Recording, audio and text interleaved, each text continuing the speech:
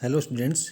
तो video lecture की series में आज हम स्टार्ट करने जा रहे हैं 304 CS 304 का लास्ट चैप्टर है अपना प्रॉपर्टीज ऑफ पेट्रोलियम प्रोडक्ट। कि जो भी पेट्रोलियम के डिस्टिलेशन से जो भी अपने को प्रोडक्ट निकलेंगे, जैसे LPG है, पेट्रोल है, डीजल है, केरोसिन है, ATF है, ये सारे जो प्रोडक्ट हैं, जो लिक्विड प्रोडक्ट हैं या पेट्रोलियम प्रोडक्ट सारे हैं, उनके कुछ गुण होते हैं इस पे। जैसे स्पेसिफिक ग्रेविटी हो गई, विस्कोसिटी हो गई, flash and fire point, cloud point, pour point, freezing point, smoke point. एक पॉइंट क्या है, उनका क्या उपयोग है, क्यों अपन डिस्कस करते हैं, ये सारे टॉपिक्स के बारे में अपन इसमें डिस्कस करेंगे। तो सबसे पहले है अपना स्पेसिफिक ग्रेविटी। किसी पदार्थ की एक निश्चित तापमान किसी पदार्थ की एक निश्चित तापमान पर डेंसिटी तथा उसी तापमान पर वाटर की डेंसिटी के अनुपात को क्या कहते हैं? स्पेसिफिक ग्रेविटी कहते हैं। तो स्पेसिफिक ग्रेविटी बोल दो या विशिष्ट घनत्व बोल दो, ये अनुपात होता है डेंसिटी ऑफ दैट सब्सटेंस, जिसकी भी अपने को स्पेसिफिक ग्रेविटी चाहिए, वो अपॉन डेंसिटी ऑफ वाटर। तो क्योंकि ये रेशियो है, दो डेंसिटी का रेशियो है, इसलिए इसकी कोई भी यूनिट नहीं होगी, ये इकाई लेस है। फिर है अपना दूसरा विस्कोसिटी। किसी तरल पदार्थ के बहने किसी तरल के बहने का विरोध करने की क्षमता उस तरल की श्यानता कहलाती है।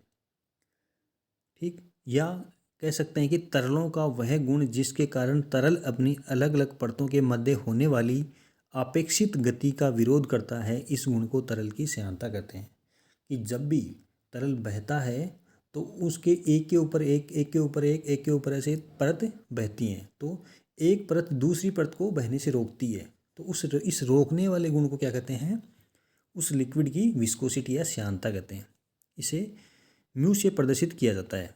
म्यू को डायनेमिक विस्कोसिटी भी कहा जाता है, और इसकी इकाई होती है kg पर मीटर सेकंड या न्यूटन पर सेकंड मीटर स्क्वायर, इसकी यूनिट होती है। ये होती है श्यानता। अब आते हैं अपन फ्लैश एंड फायर पॉइंट पे। फ्लैश पॉइंट क्या होता है? किसी पेट्रोलियम प्रोडक्ट का फ्लैश पॉइंट वह न्यूनतम तापमान है जिस पर जलाने पर वह क्षणिक ज्वाला उत्पन्न करता है। एकदम हल्की सी ज्वाला उत्पन्न करेगा, कंटिन्यूस नहीं जलेगा, ज्वाला उत्पन्न होकर वापस बुझ जाएगी, जिसका मान एम्बियंट कंडीशन पर निर्भर करता है। तो फ्लैश पॉइंट का मान निर्भर करेगा आपकी इन्वायरमेंट की कंडीशन, एम्बियंट की कंडीशन कैसी है। जैसे कि केरोसिन का फ्लैश पॉइंट होता है 37 से 65 के बीच में होता है। वो किस पे डिपेंड करेगा? एम्बियंट कंडीशन पर। ठीक, तो फ्लैश पॉइंट क्या हो गया कि किसी लिक्विड, किसी पेट्रोलियम प्रोडक्ट का वह तापमान जिस पर उसके पास चिंगारी ले जाने पर वह एकदम क्षणिक ज्वाला उत्पन्न करता है, हल्की सी ज्वाला उत्पन्न की और बुझ गया, उसको बोलते हैं फ्लैश पॉइंट। अब आता है फायर पॉइंट। किसी पेट्रोलियम प्रोडक्ट का फायर पॉइंट वह न्यूनतम तापमान है जिस पर वह इतनी वाष्प उत्पन्न करेगी ज्वाला कम से कम 5 सेकंड तक जले। अब उसके पास अपन चिंगारी लेके जाएंगे तो कंटिन्यूस जलेगा। फ्लैश में तो एकदम से जला और बंद हो गया, जला और बुझ गया वापस। और फायर पॉइंट पे क्या होगा? वो कंटिन्यूस जलेगा कम से कम भी 5 सेकंड के लिए। ठीक है, फायर पॉइंट व फ्लैश पॉइंट में कितने का अंतर होता है? 5 से 10 डिग्री का अंतर होता है। पहले फ्लैश पॉइंट आएगा, उसके बाद में हाई टेम्परेचर पे आएगा क्या? Fire point. पहले फ्लैश फिर फायर।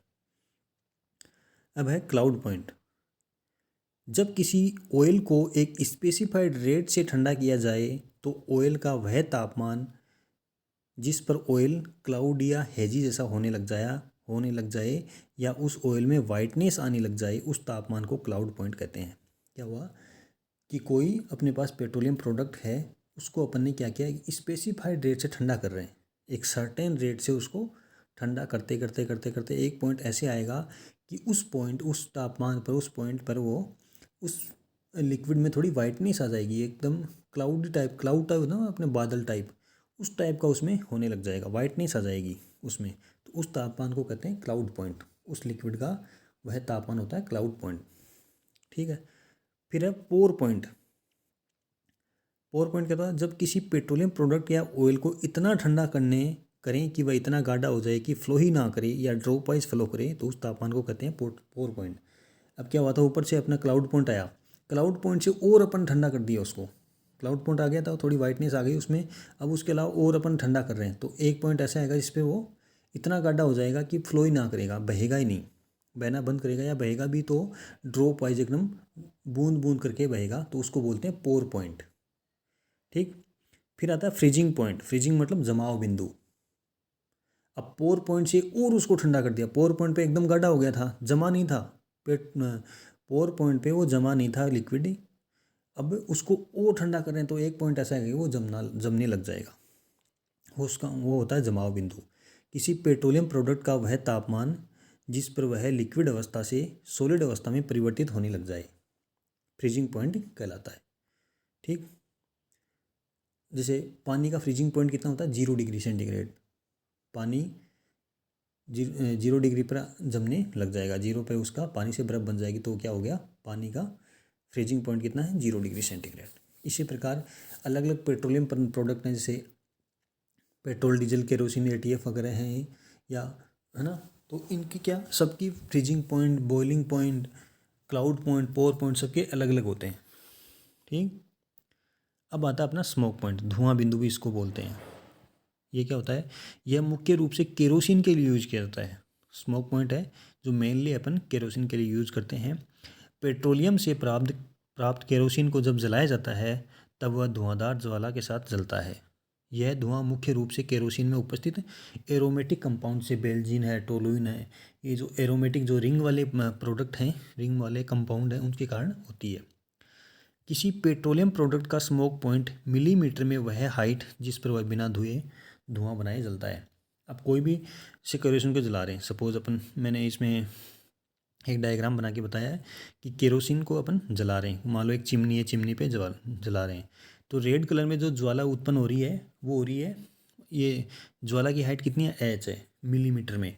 अब इस हाइट से ऊपर वो धुआं बना रहा है, इस हाइट से ऊपर धुआं बन गई, तो जलने से लेकर उस ज्वाला की वह हाइट जिस पे धुआं नहीं बन रहा है, भाई धुआं बनना स्टार्ट हुआ उससे पहले की कितनी हाइट है, वो कहता ही उसकी, वो कहते हैं उस लिक्विड की क्या, जो ऑयल जल रहा है उसका स्मोक पॉइंट। तो जितने ज़्यादा उसमें एरोमेटिक कंपाउंड कम होंगे, उसकी हाइट, ये ज्वाला की हाइट उतनी ही ज़्यादा होगी। एरोमेटिक कंपाउंड ज़्यादा होंगे तो ये हाइट कम हो जाएगी, और एरोमेटिक कंपाउंड कम होंगे तो ये हाइट ज़्यादा हो जाएगी। तो क्या होना चाहिए, एरोमेटिक कंपाउंड केरोसिन में कम होने चाहिए ताकि उसका स्मोक पॉइंट ज़्यादा रहे। तो नीचे लिखा है अच्छे क्वालिटी के केरोसिन के लिए स्मोक पॉइंट ज़्यादा होना चाहिए, अर्थात उसमें एरोमेटिक कंपाउंड कम होने चाहिए। ठीक है, तो इस प्रकार ये अपना चैप्टर 7 कंप्लीट हुआ। ठीक है, थैंक यू।